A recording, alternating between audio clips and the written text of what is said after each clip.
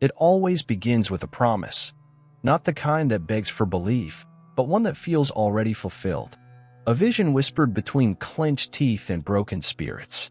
The tired, the humiliated, the ignored, they gather in cold barns and dusty courtyards to chant the future aloud, believing their breath alone will change the air. That somehow, by saying freedom enough times, chains will vanish. That justice, once invoked, will kneel before them. But nothing changes with words alone. Orwell didn't give us a story about animals. He gave us a fable to smuggle and a truth too sharp for the human tongue. He knew that revolutions are not born in purity, nor do they die in betrayal. They rot, slowly, from the very seed that birthed them, the insatiable hunger for order disguised as equality. You can hear it, even now, in the soft rhythm of slogans painted in haste across collapsing walls. Words like liberty, dignity, justice. They echo because they are hollow. They spread because they are beautiful. And like all beautiful lies, they are repeated until no one remembers the truth they replaced. In Animal Farm, the pigs rise not with force, but with eloquence. They do not shout, they reassure. They do not threaten, they promise. They understand that the most effective chains are woven from hope, not fear. And so they speak of a better tomorrow until even the present begins to shimmer with false light. The others, the horses, the sheep, the chickens, believe not because they are weak, but because they are desperate. Desperation is not stupidity. It is faith stretched too thin. And so the farm is reborn. But rebirth is never clean. The revolution, like all revolutions, requires enemies. First, the past must be condemned. Then, the dissenters must be erased. And finally, the doubters, those quiet eyes that see too clearly, must be taught to look away. Not through violence, at least not at first. Through repetition, through stories, through new commandments written not in blood, but in paint. Easier to change, easier to forget. Because when power changes hands, the hands don't open, they close tighter. Every leader begins as a servant and ends as a god. It happens slowly. The pigs walk upright, just once, just for practice. The commandments bend, just slightly, just for clarity. The food rations shrink, just a bit, just to ensure fairness. And no one protests. Not because they don't notice, but because the alternative is too frightening to name. To admit the betrayal is to admit that all of it, the struggle, the suffering, the dreams, was for nothing. So they go along, even when the barn reeks of hypocrisy, even when the faces at the table grow fatter, even when the anthem of freedom begins to sound like a dirge. This is not fiction. It is prophecy. Orwell saw that control does not require violence. It only requires consensus. And consensus can be engineered. You do not need to convince everyone. You only need enough people to repeat what you want believed. Eventually, the echo becomes indistinguishable from truth. Eventually, the lie becomes the past. And once the past is altered, the future belongs to whoever wields memory. This is the dark genius of Orwell's vision, not that power corrupts, but that it seduces. It does not arrive in boots and chains, but in parades and promises. It speaks the language of dreams and sings in the key of belonging. The pigs never outlaw dissent. They make it irrelevant. By the time the animals realize what has happened, it is too late. Not because they lack courage, but because they have forgotten the shape of freedom. When lies are all you hear, silence starts to feel like truth. And so we return to the beginning. The slogans still hang on the wall. The eyes still watch from above. The farm still stands. But nothing is the same. The revolution is complete, not in its success, but in its cycle. This is Orwell's true warning. Not that tyrants rise, but that we invite them. Not that freedom dies, but that we smother it ourselves with applause. That the longing for equality can birth something monstrous if it is not tempered by vigilance. That utopia is not a place, but a temptation. And that every ideal, if held too tightly, becomes a weapon. Hope, when institutionalized, becomes doctrine. And doctrine, when unquestioned, becomes tyranny. There is no final revolution, only an endless return. A wheel that spins with the same slogans, the same betrayals, the same blind faith. We look at the pigs and say, how could they? But the question is never about them. It is always and only about us. There is a moment, a fragile moment, when the mind begins to doubt what the eye still sees. On the farm, the animals pass the barn each day, eyes catching the faded paint of commandments that once ignited their hearts. No animal shall sleep in a bed. No animal shall kill another animal. All animals are equal. The words were once sacred. Now, they shimmer strangely, like reflections on water. And yet, no one speaks. No one asks, because language has already done its work. Orwell understood this better than most. Control does not begin with violence. It begins with syntax, with phrasing, with gentle edits made in the quiet of the night. The law doesn't need to change, just the interpretation. And if no one remembers how it was before, did it ever change at all? That is the brilliance of domination through words. You don't silence people. You teach them to speak in your voice. It begins with slogans. Easy to chant, impossible to question. 4 legs good, 2 legs bad. The sheep repeat it endlessly, not out of stupidity, but exhaustion. When thought is too heavy, a phrase will do. When reality becomes unbearable, repetition offers relief. And when something is repeated enough, it becomes memory. You begin to forget what hunger felt like before it was called sacrifice. You begin to forget that sleep in a bed once felt like betrayal. You forget that Snowball ever existed, or that he mattered. And when you forget, you stop asking. You stop doubting. You start believing. Orwell did not fear censorship. He feared erosion. He knew that memory does not vanish, it decays. Slowly, invisibly. And once it is gone, so is the self. Because what are we, if not the stories we remember? The animals look around and see pigs walking upright. They tell themselves it's a misunderstanding, an illusion, a misstep, until the day the pigs stand fully erect, carry whips, and wear human clothes, and no one blinks. Because the transition was never sharp. It was gradual, so slow that no one felt it until it was complete. That is how tyranny arrives, not as a thunderclap, but as a lullaby. You do not resist what feels familiar. You do not rise against what has been normalized. And the greatest weapon against rebellion is comfort, not brutality. A slightly warmer stable, a slightly bigger ration, a new slogan that promises tomorrow, if only you endure today. The pigs know this. The rulers always do. They do not fear the truth, they rewrite it. History is just clay in their hands. They mold it, repaint it, teach it back to you with new lessons attached. You were not betrayed. You were protected. You were not misled. You were misunderstood. And as long as someone says it with confidence, it becomes real. And what of those who remember otherwise? They are dangerous, not because they speak, but because they still feel the sting of what was. They are the ones who hesitate when the anthem plays, who furrow their brows when the new commandments are read. Their silence is louder than dissent. It reminds the others of what they have chosen to forget. So they are isolated, labeled, or simply erased. This is the quiet cruelty of totalitarian truth. Not that it lies, but that it asks you to lie with it.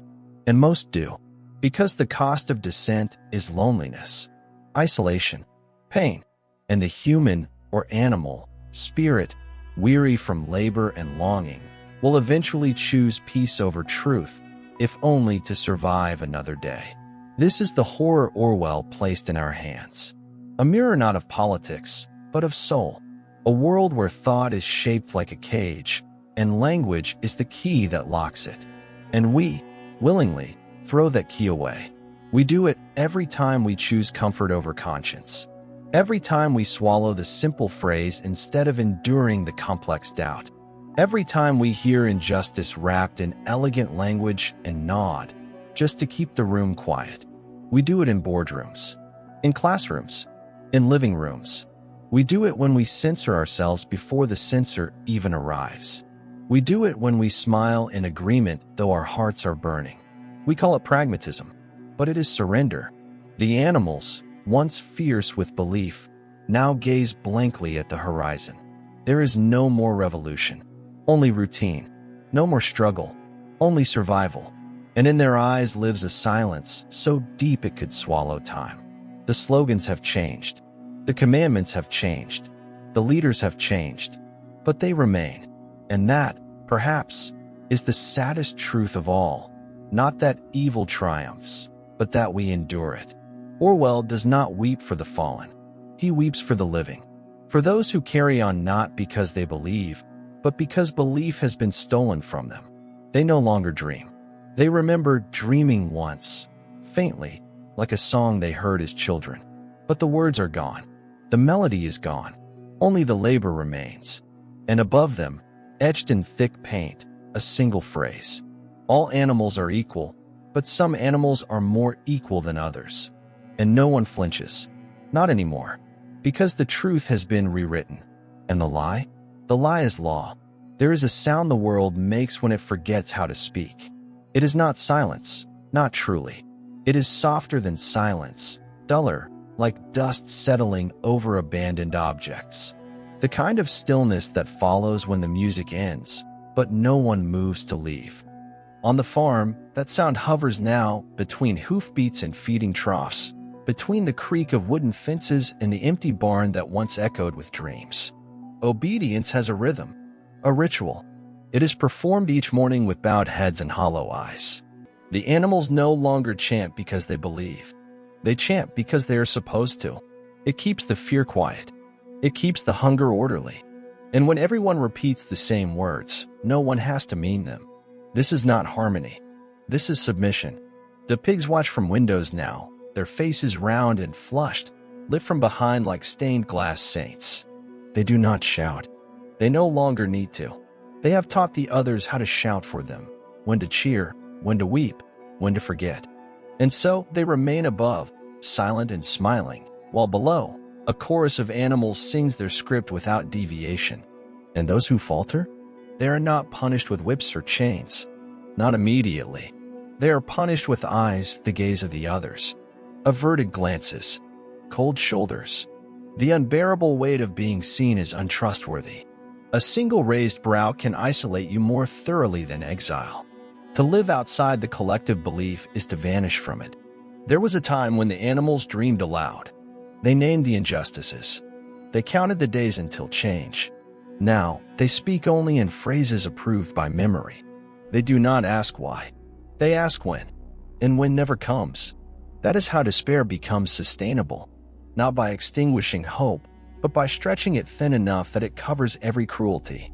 Just enough to warm the night, not enough to burn the lies away. Hope becomes a drug, rationed, swallowed, dreamt.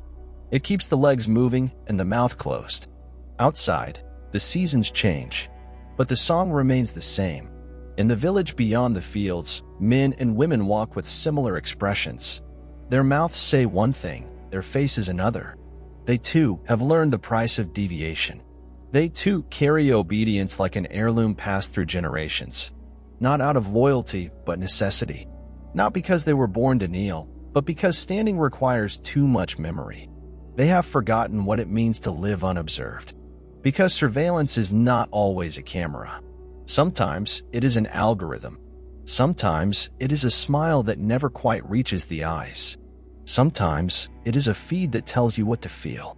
And sometimes it is just the thought, someone is watching me.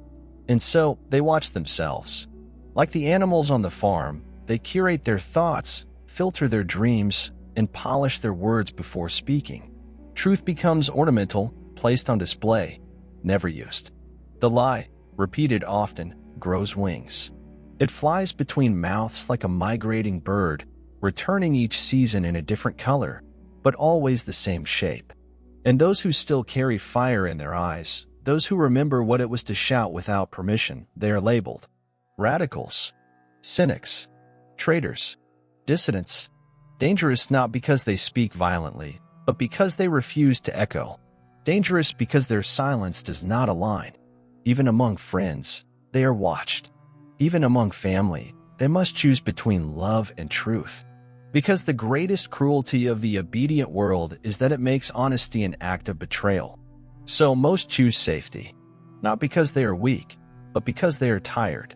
Tired of fighting windmills. Tired of waking each day with their soul clenched like a fist. Tired of paying for truth with loneliness. So they join the others. They kneel slowly, carefully, like dancers in reverse. They chant. They smile. They forget. And the world continues. The pigs are not monsters. They are merely reflections. They speak the language we handed them. They wear the clothes we abandoned. They rule because they were taught how to rule by those who once ruled them. And now, they pass that knowledge forward like a script too sacred to burn. And the animals? They are not fools. They are not sheep. They are survivors. Each one carries the memory of rebellion deep within, like a scar that cannot be named aloud. They know, in some buried part of the soul, that what they chant is false. But to speak the truth now would mean tearing open the wound again. And some wounds are too old to bleed, too familiar to heal. So they bow. They repeat the words. They pretend not to see the pigs laugh. And still, the sun rises. And still, the earth turns. And still, the lie echoes across the barn wall. All animals are equal. Even now, even after everything, even when it no longer means anything at all. It begins not with a scream, not even a whisper. It begins with a pause, a hesitation between breath and duty, a glance held just a little too long on the rewritten commandment, a shovel gripped, then released, without reason, a sentence spoken half-heartedly, the echo of which does not return. Something shifts, not outside, inside, a tremor beneath the ribs, small but unbearable, and suddenly, the rhythm is disrupted. The chant falters. The work slows. The eyes of the pigs narrow. You tell yourself it's nothing. A moment. A shadow. But the feeling remains. And it feels like hunger, not for food, but for something you forgot to need. You return to the barn, sit by the wall where the first words were painted. You remember the day they were fresh. You remember the light. You remember a version of yourself that believed without effort. And you realize, with quiet horror, that you don't know where that self has gone. There is no mourning, just the outline of absence, a silhouette of someone who once knew how to hope without irony. Outside, the others sleep, their dreams filled with static. Inside, you remain awake. You are not brave, only unable to lie to yourself anymore. There is no rebellion in your heart, only grief, only the weight of seeing and not turning away. You walk past the mirror in the pig's quarters. You see your reflection, and for the first time, it looks like a mask. All your gestures, all your obedience, all your carefully measured silence. It has become too precise, too clean, too practiced to be anything but theater. You touch the surface of the mirror, cold, unyielding. You want to wipe it clean, but there is nothing to erase. Only yourself. Looking back, this is not revolution. This is not resistance. This is the birth of doubt. And that alone is enough to fracture everything. Because doubt is a crack, and through it, light begins to leak. Small at first, thin as a thread, but impossible to unsee. You return to your place in line. But now every order feels louder, every slogan sharper, every smile more rehearsed. You wonder how long it has been like this. How long the others have known, whether they, too, carry this quiet sickness. You meet eyes with one, just one, across the field, and something ancient passes between you. Recognition, a silent acknowledgement of something neither of you will name. Not yet, but it is there, and it is enough. Enough to know you are not alone. Enough to remember that once, long ago, someone said the word freedom and meant it. You do not run. You do not speak. You just stop pretending. And in a world built on pretending, that is the first act of war. It does not come all at once. No great crash. No thunder. It comes quietly, like snow melting beneath your feet. Not enough to notice until you realize the ground is gone. The illusion, once so dense it shaped your very breath, begins to thin. You hear the slogans, but now they sound like echoes detached from meaning. You see the banners, but their colors no longer stir anything in you. You repeat the lines, but your voice stumbles on their emptiness. The spell begins to break. It is not a decision. It is a decay. Like a painting exposed to too much light, the belief fades. What once shimmered with conviction now looks garish, crude, almost cruel in its brightness. You walk the same path you've always walked, feed from the same trough, sleep in the same corner of the same barn. But something has died, not around you, within you. And with its death, a kind of clarity is born. You remember the first time you lied to yourself. You told yourself it was necessary, for peace, for safety, for the others. You told yourself to wait, to trust, to believe. And so you did, every day, until the lie became a home, until it wrapped around your body like a coat too tight to remove, until you forgot it was never yours. But now, in the early gray of morning, you feel the absence of warmth. And you know, the coat never kept you warm. It kept you numb. You look at the pigs, upright, swollen with comfort, draped in language like kings. Their laughter is hushed but constant. Their words are still smooth, still elegant. But now, you hear the rot behind them. Now, every sentence tastes of ash.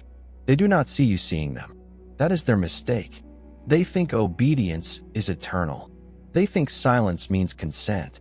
They think the spell will hold. But something inside you has already unraveled.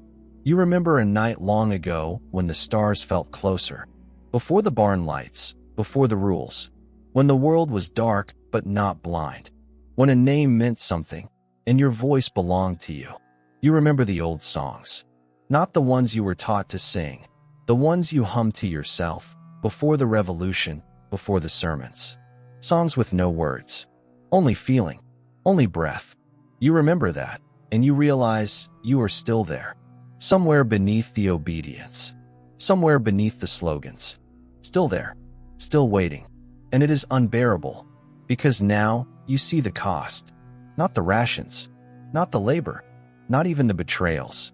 The real cost was forgetting how to feel without permission, forgetting how to look up at the sky and not think of quotas, forgetting that you were once not afraid to be alone with your thoughts. The realization doesn't liberate you. It breaks you. It breaks you in a way that feels like falling, slow and endless, like sinking into cold water with your eyes open. There is no rage, no fire, only the weight of truth settling in your bones like winter. You cannot go back, but you cannot yet move forward. So you stand in the stillness of your own collapse, and you let it happen. You let the truth hollow you out.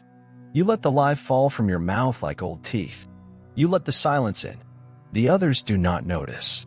They continue the ritual, but you are no longer part of it. You are among them, but you are not with them. You are still. And in that stillness, something stirs. Not hope, not yet, but something ancient, something quiet. A question with no words. A name you forgot was yours. And as the sun rises, and the pigs gather once more to speak their golden sentences, you do not listen. You do not nod. You simply breathe. And the breath is yours. Not borrowed. Not scripted. Yours. The spell is broken. And now, the truth begins. At first, it feels like vertigo. The ground is the same, but your balance is gone.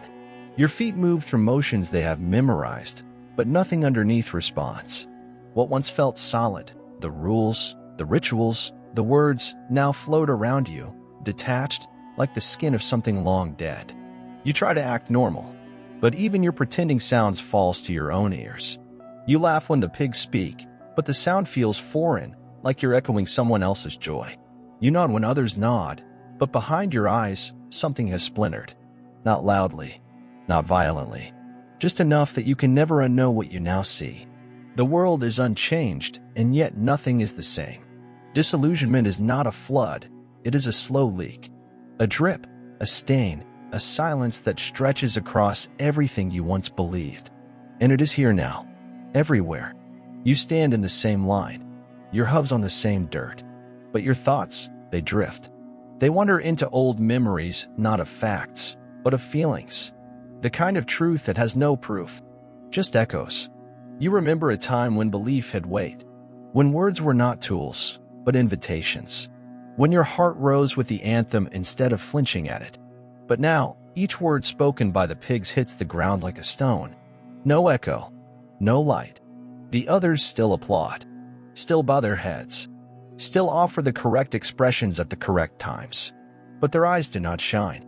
They shimmer like wet glass in the dark. Reflections, not recognition. And you understand. They see it too. They've seen it for a long time. But seeing is not the same as speaking. And knowing is not the same as leaving. So they stay. And you stay. But something in you has begun to burn. Not with rage. With grief. Because the cost of obedience is not merely action. It is presence. It is the part of you that watches yourself comply and says nothing. That part of you is tired. You wake in the early gray of the barn. The cold touches your bones in a way it never used to. Not because the temperature has changed, but because you are no longer insulated by belief. And you realize this is what waking feels like. Not triumphant, not dramatic, just heavier. Because now you carry everything. The lie, the compromise, the knowing. You no longer dream of rebellion. You no longer fantasize about escape. You simply ache. It's not the kind of ache that begs for relief. It is quieter than that. It hums beneath your ribs. It wraps itself around your thoughts. It makes every smile feel like an artifact. The spell is broken, but the world is still intact. The pigs still wear the faces of gods. The slogans still cling to the walls like mold. And now, all of it. The marching, the chanting, the slogans, the rules. Looks like theater staged for an audience that no longer exists. You are no longer part of the cast, but you are still on the stage, and the lights are still on. So you move as expected. You kneel. You repeat.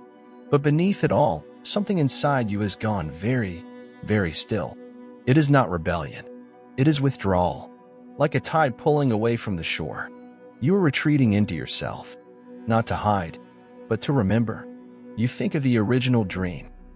Freedom, dignity, truth, not as slogans, as sensations. And for the first time in a long time, you do not feel ashamed of having wanted them.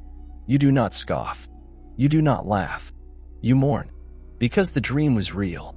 But the dream was used, twisted, repackaged, sold back to you as obedience. And now, finally, you understand the betrayal.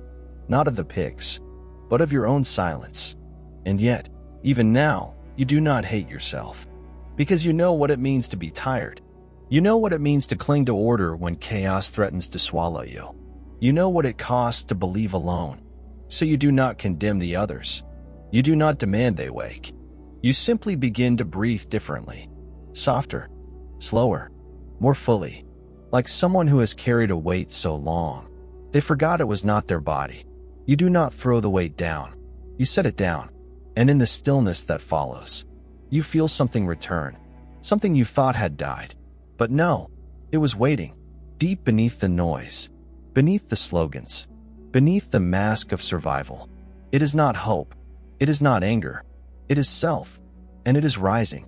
There is a kind of silence that arrives after the lie has died. Not the silence of absence, but of return. Of remembering a language you once knew, not with words, but with breath. You move through the farm like before, but now, every step feels like a choice. Not a loud one, not dramatic, just quieter than doubt, louder than resignation. The pigs still speak. Their voices smooth as ever, sliding across the crowd like oil on still water. But now, the words do not stick. They pass through you. They pass through many. And though no one says it aloud, something has changed. Not in the speeches, not in the rules, in the pauses, the way eyes linger too long, the way laughter arrives a second late, the way a single hoof does not rise in applause. It is not rebellion. It is erosion, the slow crumbling of illusion beneath the weight of quiet clarity. And still, no one runs. No one shouts. No one dares tear the mask from the pig's face. But no one believes it anymore, either. That is the beginning of the end. Not fire, but stillness. You wake before the others now. Not from duty, from ache, from a soft urgency that comes without name. The stars, for once, are not obscured by slogans. They pierce the dark sky like truths that cannot be rewritten. You do not pray. You do not beg. You simply watch. And in that watching, you feel it. not hope, not yet, but dignity, not the kind given by leaders or earned by toil, the kind that comes simply from being, from not looking away, the kind that cannot be revoked, because it was never granted. Some mornings, you walk to the edge of the fence, not to escape, to remember that there is an edge, beyond the slogans, beyond the barn, beyond the eyes that watch but do not see. And you feel the wind, not a storm, not a sign, just the wind, moving through trees that never once recited a single rule, across grass that never learned to kneel, and something inside you exhales. Not relief, something older, recognition. You are not free, but you are no longer asleep. And in this waking, you find space. Space between the lines they give you. Space between the acts you perform. Space, even, between your thoughts, where something wordless waits. Others begin to notice. Not because you speak. You don't. Not yet. But because you move differently. You listen without nodding. You stand without seeking place. You exist without excuse. And the others, they feel it. Not as a threat. As a memory. A glimpse of something they thought was lost. There are no plans. No leaders. No manifestos. Just a quiet tension. Like the air before rain. And in that tension, something sacred. The stillness that comes before the first truth is spoken. Perhaps it never will be. Perhaps the pigs will rule forever. Perhaps the slogans will outlive you. But you have stopped kneeling. Inside. And that is where all things begin. You carry no answers. Only presence. Not louder than the lie. But truer. Heavier. You pass by the wall one last time. The painted words now chipped, faded, absurd. All animals are equal. You smile, not with bitterness, with mourning. And then, you walk on, into the field, into the gray light, into whatever comes. Not waiting, not hoping, just breathing. And in your breath, something eternal. The lie has ended. The story has not. There is no freedom here, but there is awareness. And sometimes, that is enough. Sometimes, that is everything.